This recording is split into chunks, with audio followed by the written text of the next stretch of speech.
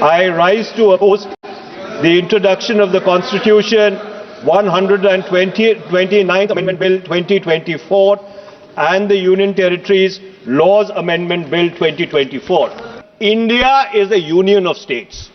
Article 1 of the Constitution states that India is a union of states and not vice versa. Therefore, this excessive centralism which is sought to be brought into existence by this bill absolutely militates against the constitutional scheme in its essence, in its entirety and in its very object. संविधान का जो हमारा संघीय ढांचा है उसको खत्म करने के लिए संविधान संशोधन बिल लाए हैं। मैं मनीष तिवारी जी से सहमत हूं। ये लोग एक देश एक संविधान एक चुनाव की बात करते हैं। जो लोग 8 विधानसभाएं भी एक साथ नहीं करा पाते हो, मौसम देख के तारीखें बदलते हो, वो लोग बात करते हैं एक देश एक चुनाव की। मैं अपनी पार्टी की ओर से, अपने नेता आदरणीय अखिलेश यादव जी की ओर से इस बिल का पुरजोर विरोध करता हूं और आपके माध्यम से देश के जनमानस से कहना चाहता हूं, ये भारतीय जनता पार्टी के लोग तानाशाही लाने के नित नए रास्ते लाते हैं। Manish Tiwari ji. Thank you very much, Mr. Speaker, sir. I rise to oppose the introduction of the Constitution 129th Amendment Bill 2024 and the Union Territories Laws Amendment Bill 2024.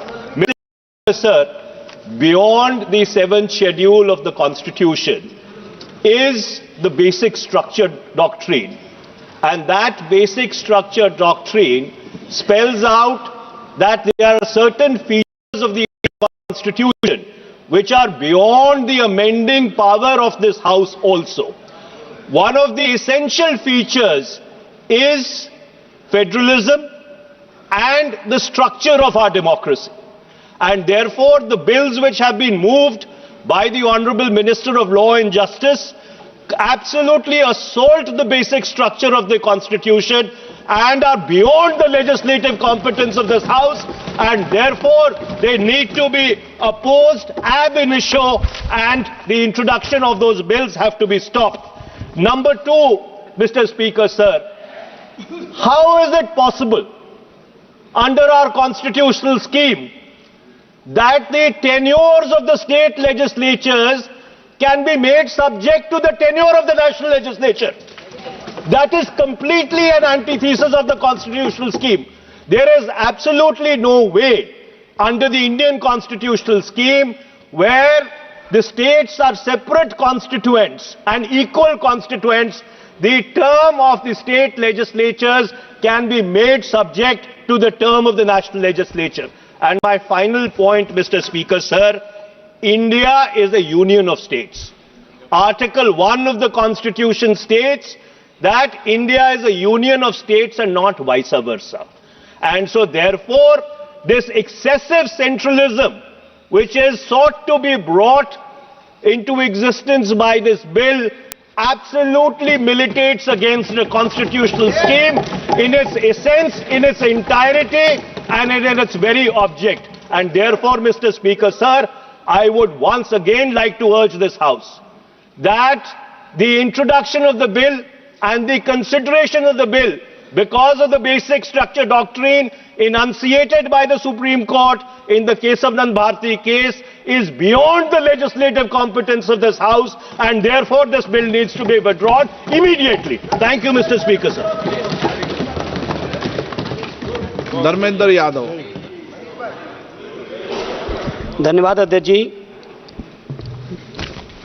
मैं इस संविधान के 129वें संशोधन अधिनियम के विरोध के लिए खड़ा हूं। अध्यक्ष जी, मैं समझ नहीं पा रहा हूं, अभी 2 दिन पहले संविधान को बचाने की, संविधान की गौरवशाली परंपराएं की कस्में खाने में कोई कमी नहीं रखी। 2 ही दिन के अंदर संविधान की जो हमारी मूल भावना है, 2 ही दिन के अंदर संविधान का जो हमारा बेसिक स्ट्रक्चर है, 2 ही दिन के अंदर संविधान का जो हमारा संघीय ढांचा है उसको खत्म करने के लिए संविधान संशोधन बिल लाए हैं। मैं मनीष तिवारी जी से सहमत हूं और अपनी पार्टी और अपने नेता आदरणीय अखिलेश यादव जी की ओर से कहना चाहता हूं, ये बिल पूरे देश के जो अलग अलग भेष भाषाएं, संस्कृति, क्षेत्र की जो मान्यताएं हैं, जो हमारे संविधान निर्माताओं ने बहुत सोच विचार के मंथन अध्ययन करके ये संघीय ढांचा तैयार किया था, राज्यों का गठन भी किया था संस्कृति के हिसाब से, क्षेत्र के हिसाब से, भाषा के हिसाब से, परिस्थितियों और समय के हिसाब से।